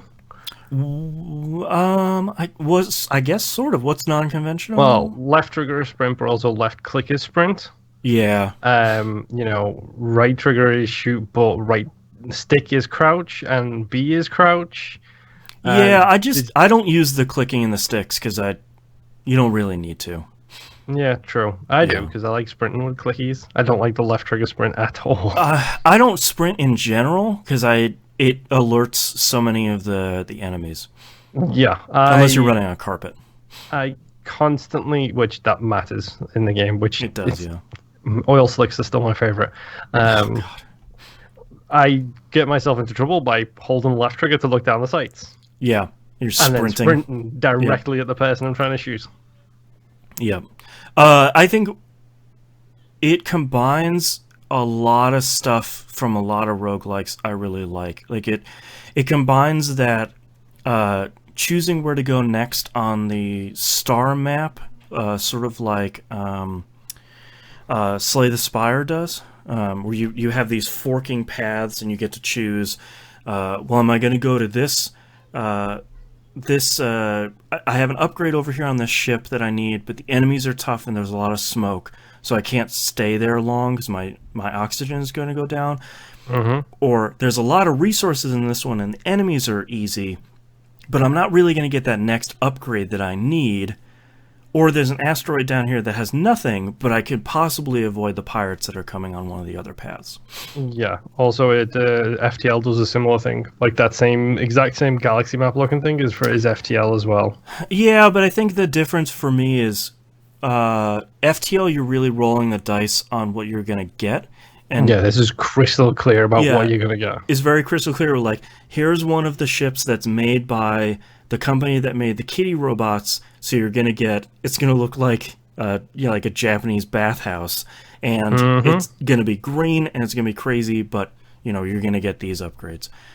It also combines the stuff from Rogue Legacy I really like, where your character has good and bad traits they roll with at the beginning, where it's like, oh, this person automatically picks up stuff on the ground as you run past it, which is great, but they cough every once in a while because they're a smoker, so you can't sneak around enemies. Or like, this person's really short, so it's hard for enemies to hit them, but you also have to look up to hit any buttons or like loot anything, because you're super short on the ground. Or one ones I got the other day, the game's just in black and white, and that was incredibly difficult until I used the gene resplicer to get rid of that and replace it with something else. God, this game is really something special. I think you might have retweeted it, but did you see the one about the overly polite negative perk? Yeah, explain that one. Yeah, so there's a perk called overly polite where your character only refers to the enemies as their last names. So instead of like a juvie, it'd be like Mr. Smith or Mrs. Jones or something like that. Like Mrs. Peeper is one of the security cameras. Turrets. Yeah, it's really good. This to me has we were talking about it on We Roguelike It today, about that the thing when a roguelike grabs you where you just have to do one more run. To me, there's like 3 levels going on with Void Bastards. One is that ship-to-ship thing, where it's like, all right, that ship only took me a couple minutes, wasn't that big, I had plenty of oxygen, the enemies were easy, it was fine. I probably have time to do one more ship. Like, my upgrade for this ID card is just like 2 more ships away. I can just go over there and do that. That stuff is great. Then you have a character-to-character sort of addiction, because you have a larger run going on. When your character dies, you don't lose your overall progress. Because part of it, you got thrown in prison for some sort of infraction, which it tells you when your character is generated. And it's randomly generated for them too, and some of them are hilarious. Some of them are really good. So you're trying to, like, the first thing you try and go do is build an ID card, because you need to feed it into like this FTL system on your main ship to get out of, to basically escape prison. You keep the progress on that large thing. Like maybe you collected one part of the ID card and not the other. If your character dies, you still have that piece. You still have all the stuff the other character had, and you're still working on that progress. You don't start back over on the ID card. So when you finish the ID card, next thing you build is the HR computer. I've built that, the HR computer, and then I'm almost done with building the third thing. So character to character matters, because you can buff up an individual character, but if that character dies, they just you respawn, you rehydrate. Sorry. Yeah, they hydrate some goop into It's literally it's like prisoner paste. Yeah, like basically, they just open up this quick easy meal sachet thing. Yeah, all this pink goop comes out of it, and then it just hydrates this prisoner paste. It's so disgusting and hilarious at the same time. It's really great. Is this the game where they dehydrate the prisoners so that it saves on Okay. Yeah. I think I heard someone on Giant Bomb talking about that. Yeah, the animation is so good. Yeah. And so what's great is when you rehydrate, you just spawn back at the ship you died at, and then you can just continue your journey on from there. It looks great. It sounds great. The enemies are mostly fun to fight. The shooting is great.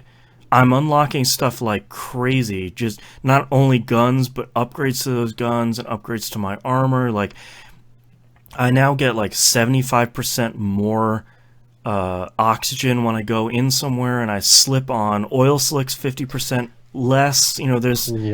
There's stupid oil slicks. Yeah, like I've even upgraded to the point where when I die, a defibrillator brings me back to life.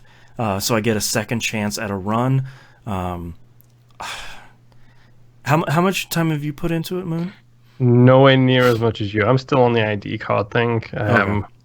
I was torn between starting this and Outer Wilds, so rather than make a decision, I put about an hour into each one. I started Outer Wilds first because as soon as this came out, I immediately saw everyone talking about it. It's like, all right, I will probably enjoy this. Let's put in some time to Outer Wilds, and I got through the tutorial on that. But yeah, Void Bastards is free with Game Pass right now. If you're not signed up with Game Pass, this alone is worth the price. Not to mention Sea of Thieves, Dead by Daylight, Crackdown, Descenders. Like there's so many games right now in Game Pass, and Void Bastards is really great. And I can't recommend it enough. Even if you haven't enjoyed roguelikes, or maybe you're looking for one to get started with, and you don't mind first-person shooters, I'd start with this because it's a pretty friendly roguelike as things go. Like, you don't have to start building your ID card if you're on building the third thing and you die. Like, it's really not punishing. I'm playing it on normal, which is fairly difficult, and I've heard easy is pretty easy. Let me tell you about easy peasy and how exactly easy peasy really is. Yeah. Is that the easiest difficulty? Yes. That's great. It's so simple. Yeah, I feel like normal is probably a little too difficult, especially once you start getting into like the section 3 of the map, because going from top to bottom, as you start going deeper and deeper on the star map, the enemies start getting harder and harder. I'm in section 3, section 4 at the moment, and I don't have enough upgrades to really hang down there. So I've got to farm some upgrades on the higher tiers. But yeah, I wish I could talk more about Void Bastards because I think it's really something special, but at its core, it's a pretty simple game. It is a first-person shooter. You have these tiny little... Well, at the beginning, you have these tiny little dungeons in these ships. You're trying to scrounge as much stuff as you can and get back to your ship before you run out of oxygen. And most of the time, oxygen is fairly... At the beginning, you get like 5 or 6 minutes, something like that. I was getting like 15 minutes, dude, and I'm fine. Oh, you're on the easier difficulty, so you probably get more, which is great. But like now that I have upgrades, at the worst case, I'm getting like 11 minutes, and that's on a pretty normal ship. But yeah, this is really great. I have spent a lot of time with my Xbox One this week between Outer Wilds and Void Bastards, and I have not touched my PS4 that much, which should probably tell you how good this game is. Yep. Yeah. So go get it and go play it. I have a feeling like I'll be playing this for a little bit here. It's worth throwing a mention for the sense of humor in the game. Like, it's got it's very good sense of humor, but it never goes to the point of ridiculousness.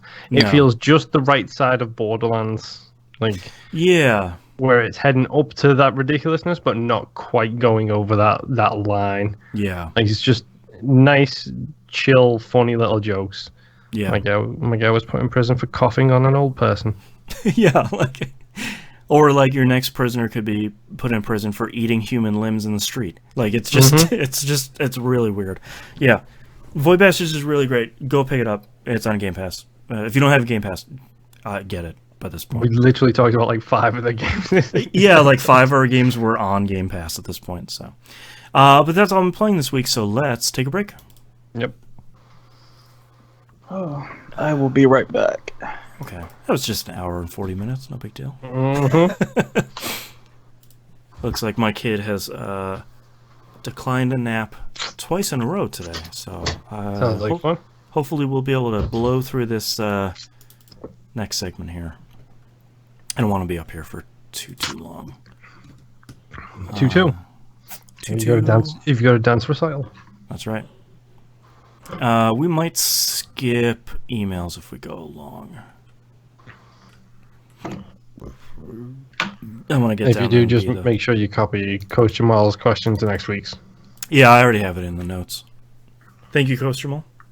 And for the show titles, as always, Yes. 2 thumbs up. All right, let's see if we have any new news stories.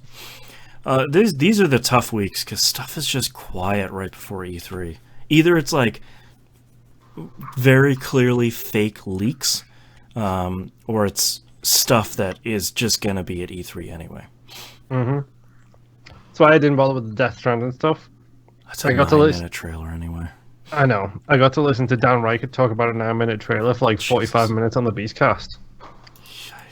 Yeah, we'll talk about it a little bit here in news stories, but I also did not watch it. It's Kojima. It's interesting. We'll see. Yeah. All right, you guys ready to wrap this thing up?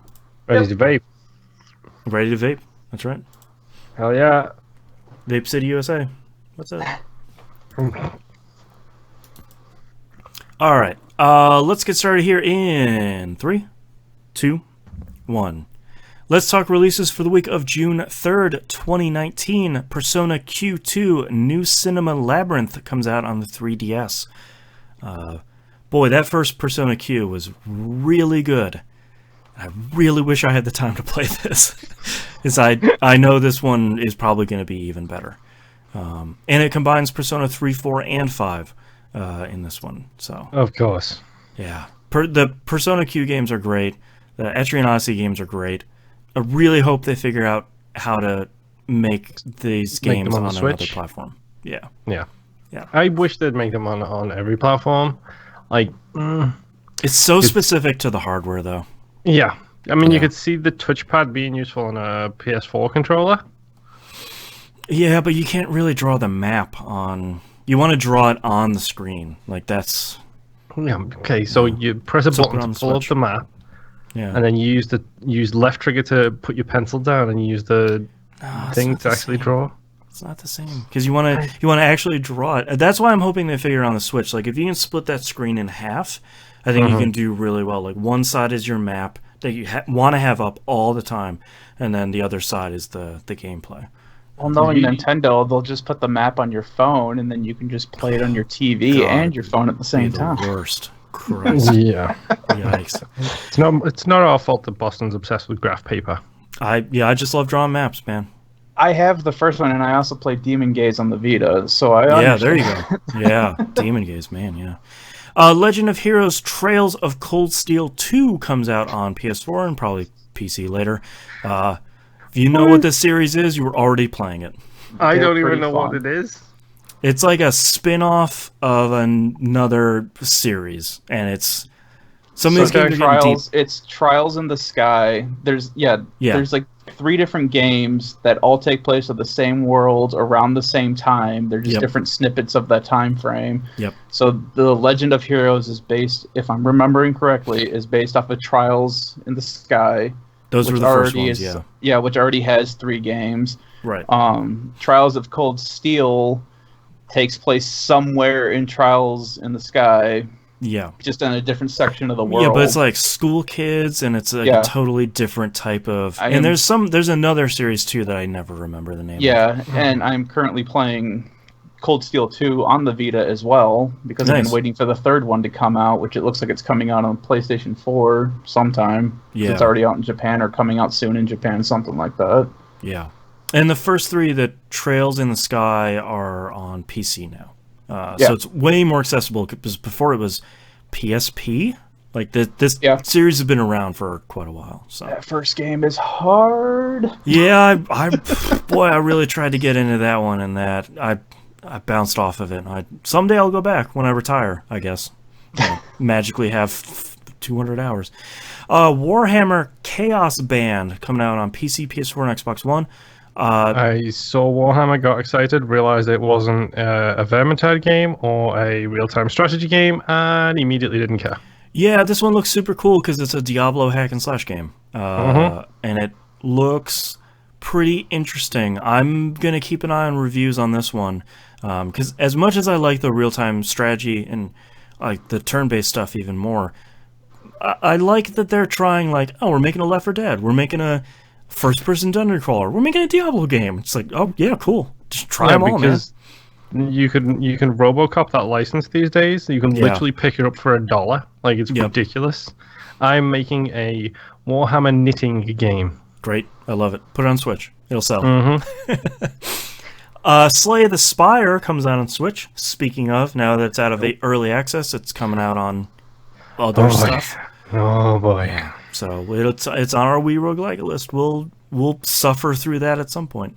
Apparently, it's really great, and I don't want to pick it up until then. Yep. Yeah. And lastly, Octopath Traveler comes out on Steam. So if you want to check out the cool 16-bit, I say cool. It's not that great. Sorry to. It's good. It's not that great. Whatever. It's pretty we'll agree to disagree. Yeah. Moving on to news stories, a game we know will be great. Nintendo has announced that Cadence of Hyrule is launching on Switch in June. I have a prediction.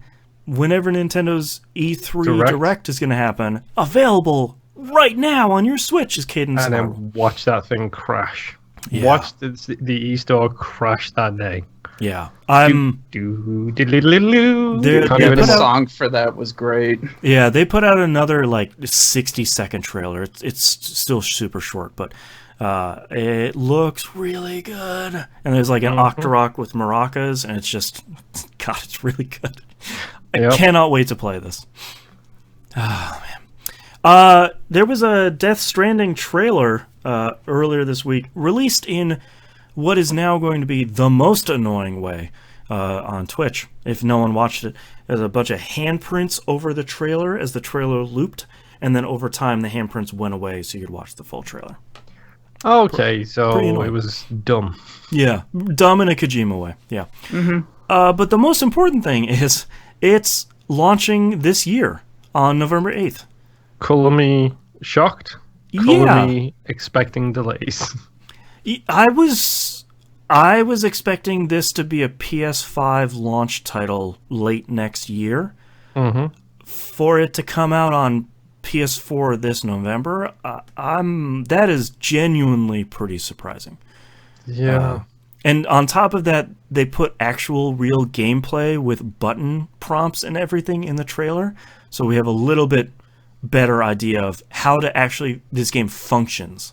You say that, but the Metal Gear Solid 2 trailer had Solid Snake running down a hallway getting chased by floods of water. I mean, if he wants to troll us again like that, I am more than happy to. The Metal Gear Solid 2 trailer had Solid Snake attacking the oil rig. Yep. Not Raiden. Yep. It's not our fault that Kojima is a great showman, okay? Yeah. He is a fantastic showman. Yeah. He's not the greatest showman, but he is a fantastic showman. Come on, dude. Kojima's crazy. Kojima is crazy. And I think that's part of the kind of crazy that I'll follow. Yeah, and I think that's part of the reason why I didn't watch the trailer. I've seen little snippets here and there on Twitter, as everyone sees snippets of stuff. Part of the reason why I didn't watch the trailer is because I know I'm going to buy it. It's a Kojima thing. It's probably going to be interesting and not play super great, because not all of his games have played super great. Cough Metal Gear Solid 3's original release. Yep. But it'll sure be a ride. Yeah. It'll be something something in there will be worth $60, even if it's really just weird. Also, don't name the guy Sam Bridges, for the love of God. That's way too on the nose. Die Hard, man. Die Hard, man. He's the last boss. No, I think Guillermo del Toro is the last. Which Guillermo is that? Oh, whatever his name is. Talking about Benicio del Toro? No, that's the other guy. Yeah, I'm thinking of Guillermo del Toro, who's in the game in face but not in voice. Which, of course, why not? Sure. And apparently they finally put Troy Baker's face in the game. So now he not only voices somebody, but his face is actually in a video game. So he can now quit voice acting in video games. He's made it. Yep. Made it to the top. It's about time. Yeah. And lastly here, Call of Duty Modern Warfare was announced. And normally this would be like, yeah, whatever, it's another year, another Call of Duty was announced. But there's a couple of things that are different about this one. Number one, no season pass. Could it be that Activision are learning the error of their ways about 10 years after everybody else? I doubt it. No. Probably not. I mean, I think what they know is that for better or for worse, roadmaps sell games now. So they'll put out a roadmap a couple of weeks before the game comes out. They'll be like, oh man, over the next 3 quarters, here's all the free maps we're coming out with, the post-launch events, the free content you'll get. There's a couple of pieces of 4-pay DLC, but when isn't there? You know, the same thing that every game has been putting out lately. Cross-play between PC and consoles. That would be interesting. Not something I was really expecting to see, but I think... so, to be clear, there's not an asterisk on here. It does include PS4. So, that... From an interesting standpoint, number one, that's going to suck for console players playing against PC players in PvP. It depends on if they segregate the lobbies. Yeah, because they haven't really released details, but... And we know now that I think the Xbox at least does have mouse and keyboard support. On some games, yeah. It's per game, but yeah. Something like this will probably have that support. Or at the very least, give people the option to say, hey, I only want to play against console people. I only want to play against PC people. Even if that's not, turned on by default. There will be a single-player campaign, which did not happen last time, even though it said it would. What's the bet? This is the single-player campaign from last year. Probably pretty good. Yeah, I think if you're a betting man, then it's probably that, but they just put it in another game. And cooperative missions return, which is, I think, pretty exciting. They're calling them Elite Operations. Those were pretty fun in the past. So I'm happy to see those coming back. Well, it makes sense. Last year was a zombies year, so this year is a Spec Ops year. Makes sense. That's right. And then they can sell zombies in 6 months as part of the roadmap. Yep. So, which isn't me being negative. I mean, if they want to put a whole new mode in, yes, sell it. Like, whatever. Charge $10-15 for zombies. A lot of people play it. $10-15. I know. I'm trying to be optimistic. It's $30-40 for zombies, and then people play it because I mean, you launched that 6 months after the game came out. That propels people into next November. Keep them around long enough to put in-game ads for the next Call of Duty game. So, yeah, I think that's going to be pretty interesting. They're selling a lot of story stuff about like the Dark Modern Warfare reboot. That's not stuff I'm really interested in. Hey, guess what? Modern Warfare was a dark game. Yeah, remember No Russian? That was pretty dark, everyone. That was Modern Warfare 2.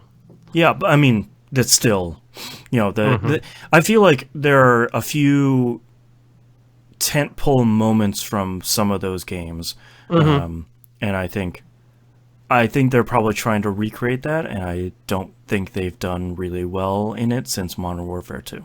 So what's the checklist going to be? Die in a nuclear explosion, like Modern Warfare. Your first character dies in a nuclear explosion, sure. Kill innocent people, Modern Warfare 2. Right. And get your hand chopped off. Okay. Sure. Kill your brother. Yeah, why not? Yeah, so there's 4 guesses at what this dark reboot is going to be, all taken from last installments in the Call of Duty series. Yeah, it'll be like a greatest hits. Yeah. All right. We're sort of out of time here because my kid is sort of being a butt about taking a nap today. So we're going to save all the emails and questions from this week to next week. We still have one more week before we do recap for E3 because Microsoft starts their press conference as soon as this show starts next week. So that'll be me. Hello, tumbleweeds. That's the one. Yes. For next week's show. Yeah, boy, next week's show is going to be. If you have questions you want to have on the show, please send them in before next week, because usually this is like the dead week. Nothing comes out. No news stories come out. And we were just talking about this during the break. Like, any news stories that come out are obvious leaks, where it's like, oh, every Pokemon game is coming in one collection on the Switch. And it's like, it's not. No, it's not. Stop that.